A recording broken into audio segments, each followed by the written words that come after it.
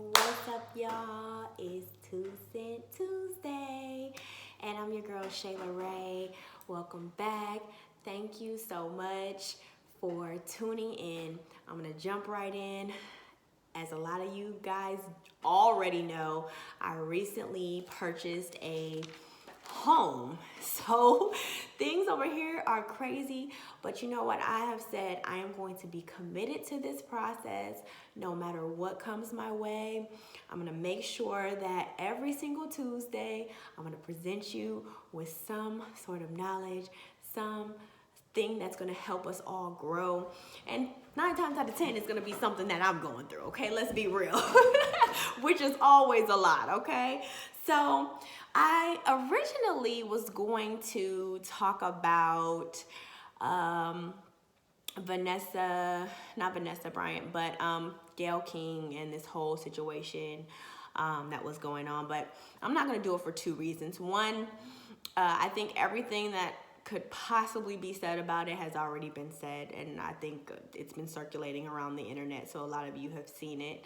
And 2, I don't want to give anything to negativity. I feel like every major outlet has said, oh my goodness, why would you ask that question? But at the same time, you're still talking about it on your show, of course, because it's a hot topic to talk about, but you're still feeding off of some of that negativity. So that's obviously not how I want to, or the road I want to go down. If you do want to see what I said about Kobe, check out the last 2 Two Cent Tuesdays that we talked about. Now today, there's a very interesting topic, one that I have been going through personally myself, and I want to share with you. It's drum roll, please.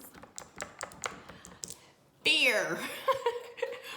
Fear. I think with this whole home purchase, I just can't even explain to you the mental anguish that I went through over the last 4 months.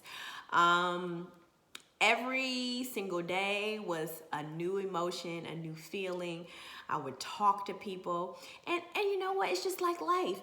I could get 1,000 great things that people said about buying a home, but it could be one person, it could be one time, it could be one situation that's negative, and it can completely overwhelm you and make you very, very afraid. And I don't know why I was so afraid of purchasing a home. It's something that a lot of people do. I think it's the commitment. Like I said on my story, being a single woman, I just never ever thought that I would be doing this alone. And but it was something that I felt was necessary. Despite all of my fears, it was something that I felt that I needed to do. So what is fear? Fear is an unpleasant emotion caused by the belief that you are in danger. I think that's a pretty interesting definition. And probably if I'm relaying it to this house, I did feel like maybe I will be in danger, because every single negative thought came into my head. Oh my goodness, you could foreclose. Oh my goodness, what if, someone comes into your house? What if this? What if that? What if? But that is how fear can really, really stifle you in life, okay? So what does fear cause us to do, and what does it cause in us? For me, it caused, 1, unnecessary stress. I felt extremely stressed. I'm talking about crook in my neck, headaches. I felt like, oh my goodness, like all of those things, those negative things were just coming into my head. And should I do this? I don't know. And stress can kill you. FYI. So when we're putting ourselves in these situations of fear, we really need to be cognizant of the effects that it's having, not only on our mental, but also on our physical, on our body. And so through this process, I have tried to do things, prayer, yoga to really make sure that I am working out, releasing that stress, because it's really important to do that. What else does fear cause? It causes us to feel stagnant, or it causes us to be stagnant. It keeps you from your goals. It keeps you from your dreams potentially. And it just keeps you from being the best version of yourself. And I realized, I could go on and continue on the path that I'm on, but until I'm able to push myself outside of my comfort zone, I will never, ever achieve anything. I think Regina King, she recently said that your comfort zone is one of the most dangerous places. It's so comfortable. It's like a rainy day, a cold winter rainy day where, you just don't want to get out the bed, but you got to go work and make your coins.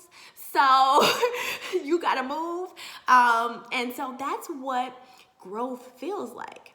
It's painful sometimes and it's hard to do, but it's something that we have to push ourselves to do.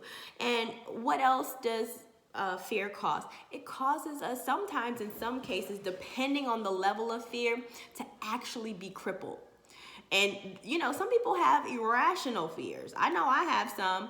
And an irrational fear is considered to be a phobia. And, I'm going to let y'all in on something about me, If you know me, you know me. But I have a very irrational fear. My irrational fear is throw up. I know it's so weird. But I know nobody likes throw up. Most people don't like it. It's not like something that, oh, I like that. That's amazing. But for me, it's crippling. Someone can cough the wrong way, or if someone's sick, or if it's even my own child.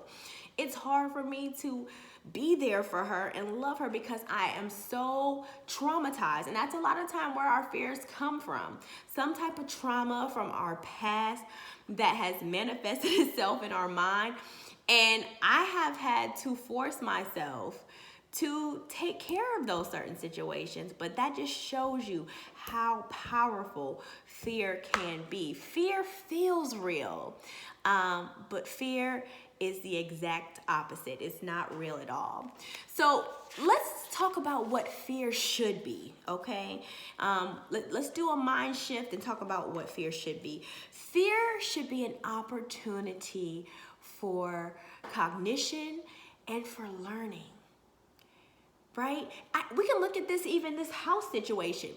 If I decided I was too fearful to even get this house, I wouldn't have the knowledge that I have now about the whole entire process, which is a very extensive process. I would be completely oblivious. But fear could have kept me from that knowledge. Not saying that you can't learn it if you don't decide to buy a house. I'm not saying that. But me being actually in the depths of it really pushed me to learn at the highest level being in that situation. And I would have robbed myself from that if I allowed fear to do that. Fear is also the opportunity to, guess what? Fail. I will be completely 100% honest. I hate failing. Failing is the number one thing that I hate to do. And I've had to push myself to change this mindset because failing is not a bad thing. We look at failure as if it's death. It's not the end. It is simply an opportunity to pivot. It's an opportunity to decide, okay, I got to this place now. What do I do next? And sometimes you got to be creative, but you got to trust yourself through that process. We are not our worst mistakes.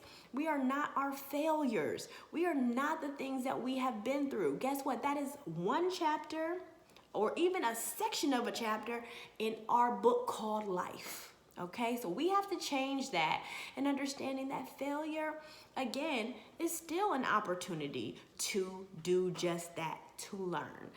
And also fear is the opportunity to find ourselves. I realized through this situation that somewhere deep down in my subconscious, I doubted myself. I don't know why. I don't know where it particularly came from, but a lot of times when we have fear, it's because doubt is somewhere in our brain about ourselves and how we view ourselves. And let me tell y'all, I had to change the perception about myself. Sometimes other people were looking at me, they're like, man, you're this, you're that. And it don't matter if you can't see it, right? You have to see your strength. You have to see your power, and you have to know that you can do all things through Christ who strengthens you. Believe it, live it, and love it. So you guys, that's all I have for 2 Cent Tuesday. You know what we got to do. Let's say our mantra: keep growing, keep sowing, and keep glowing. Until next time, take care.